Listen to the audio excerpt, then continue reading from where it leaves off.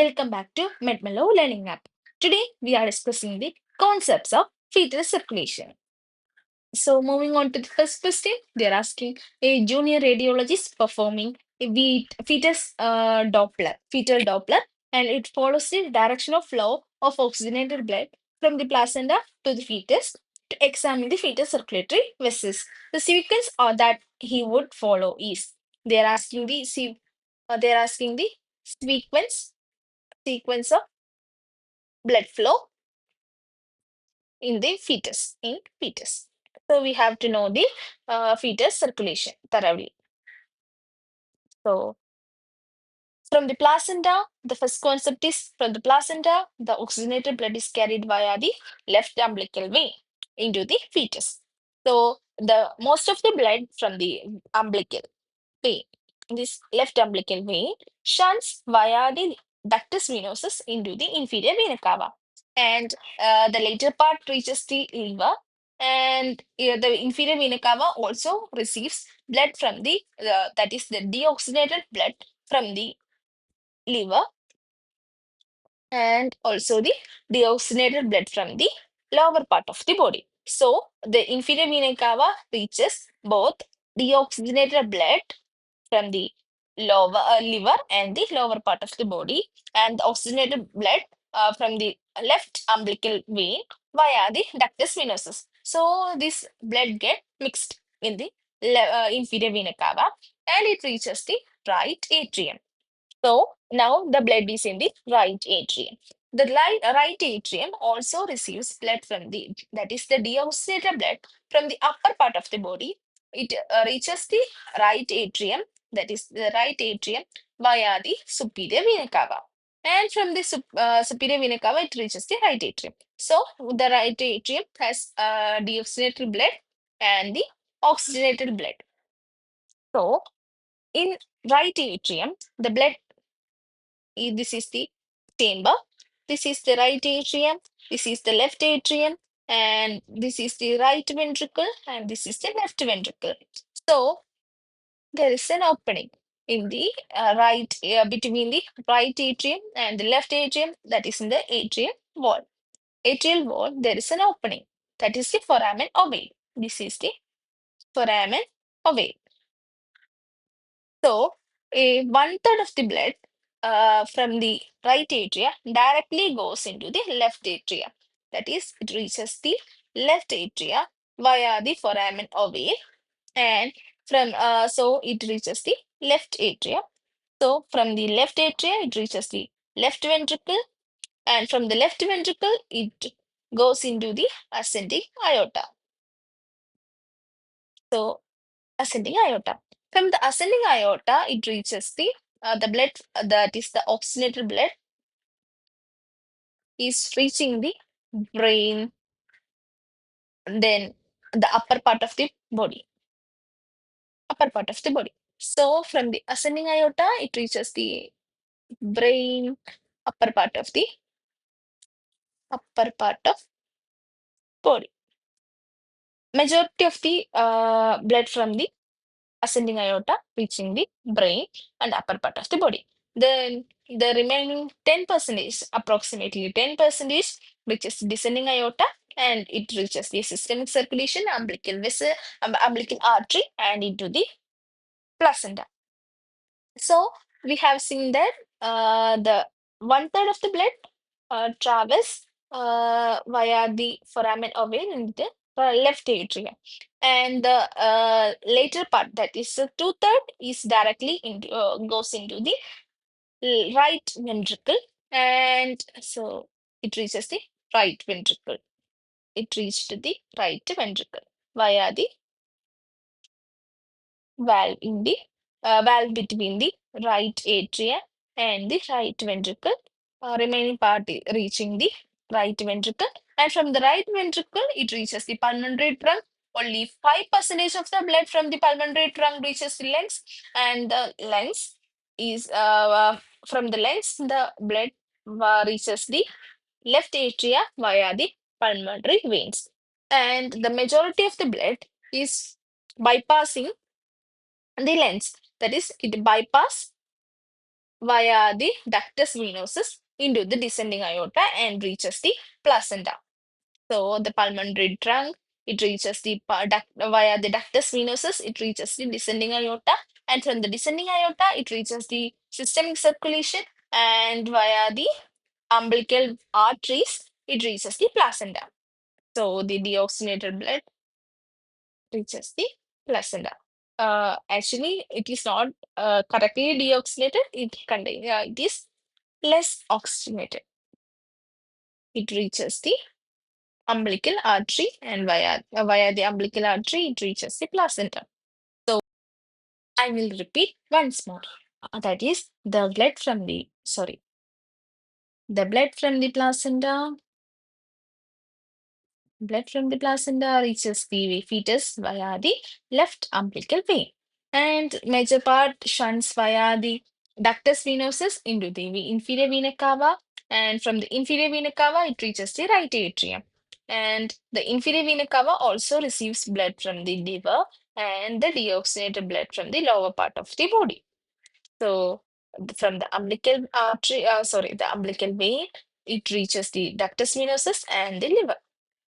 And from the ductus venosus, it directly shunts into the inferior vena cava. And from the liver, the deoxygenated blood reaches the inferior vena cava. And from the deoxygenated blood from the lower part of the body also reaches the inferior vena cava. So in the inferior vena cava, we have a mix of oxygenated blood and the deoxygenated blood.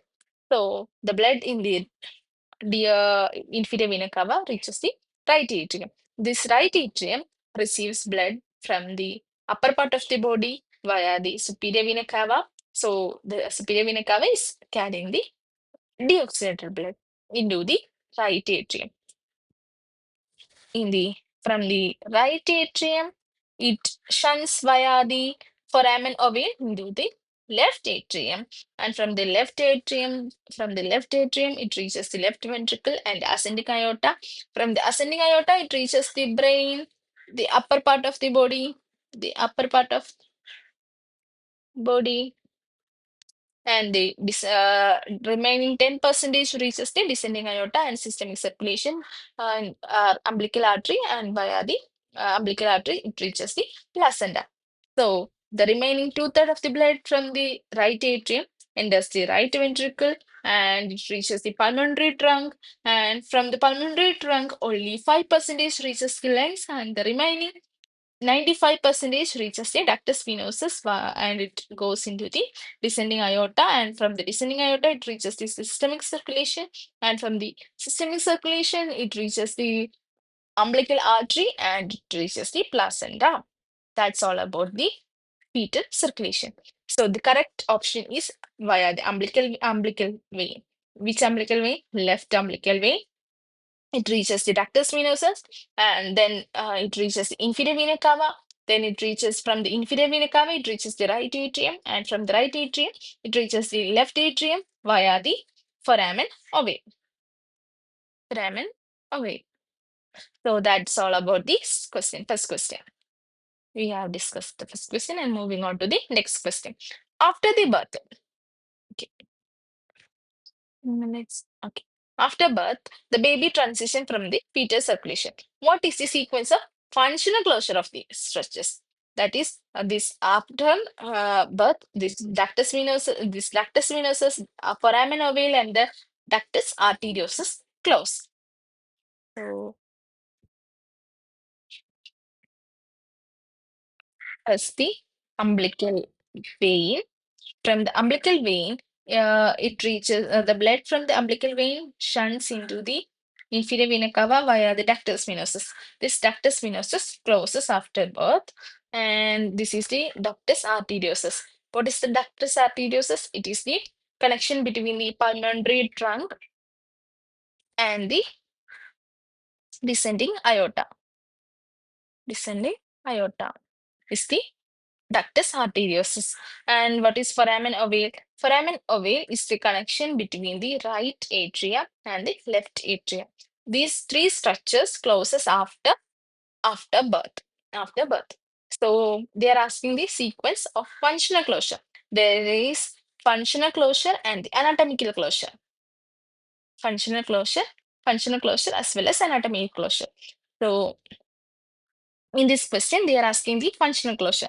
The ductus venosus functionally close after the removal of placenta from the fetal circulatory unit. That is, this is the placenta and this is the umbilical cord. This is the fetal circulatory unit. If we cut this ductus venosus close. So after ductus venosus functionally close after the removal of placenta from the fetal circulatory unit.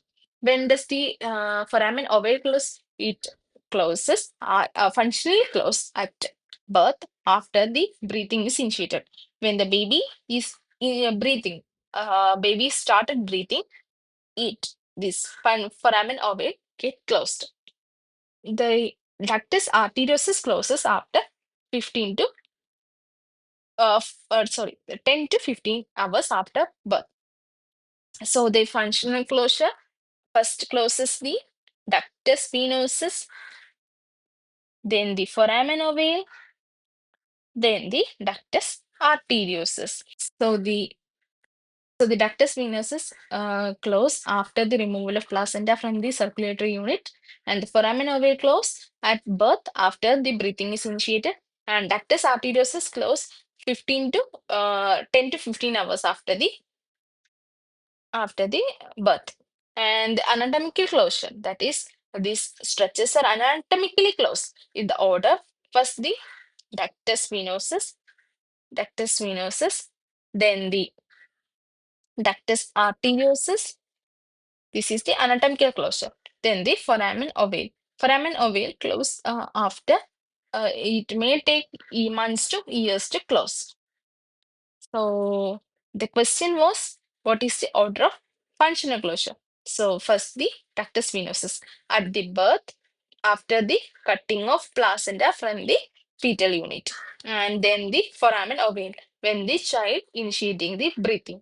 Then the ductus arteriosus, it closes 10 to 15 hours after birth. Functional closure. So that's all about that topic. And the next question, false statement regarding the fetal circulation. So the heart receives blood with the high oxygen saturation, and it is a correct statement. The heart receives blood with a high oxygen saturation via the left umbilical vein.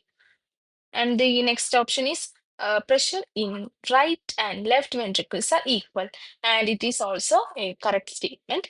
The pressure in the developing fetus is same, and the upper part of the body is perfused exclusively by the upper part is perfused exclusively by the left ventricle, and the lower part is perfused exclusively via the right ventricle. So this second option is also correct. The pressure in the right and left ventricles are equal. And the next option is the liver receives blood with a low oxygen saturation compared to brain. And it is also true statement. The brain is receiving the high oxygen rich blood. So the next option is the blood in the inferior vena cava has lower oxygen saturation compared to superior vena cava. That is, they are telling that the inferior vena cava is having a lower oxygen saturation. It is wrong. Compared to SVC, they are saying this inferior vena cava is having a low concentration of oxygen, and it is a wrong statement. It is not true. The superior vena cava carries deoxygenated blood from the upper part of the body to the right atrium. To the right atrium, the upper part of the body, the blood, deoxygenated blood is traversed via the superior vena cava into the right atrium. And the highly oxygenated blood is carried to the fetus from the placenta via the umbilical vein, with the 50% of the umbilical venous blood entering the hepatic circulation, and the rest bypassing the liver and joining the inferior vena cava via the ductus venosus. and hence the blood in the inferior vena cava has a higher oxygen concentration compared to superior vena cava. So the wrong statement is blood in the inferior vena cava is having lower concentration of oxygen saturation compared to superior vena cava is a wrong statement. So the next question, the last question, are these oxygenated blood. Oxygenated blood is carried to the fetus by, is this via the umbilical artery? No, the umbilical artery is carrying blood from the descending aorta into the placenta. So it is not umbilical artery. Is this inferior vena cava? Actually, not. Because it carries a mixed blood. A mixed blood from the umbilical vein and the via the ductus venosus and the liver, the deoxygenated blood from the liver. So it is not the answer. So the correct answer is umbilical vein. Which umbilical vein? It is the left umbilical vein. Carries the oxygenated blood to the fetus. So that's all about the topic fetal circulation. Thank you for watching.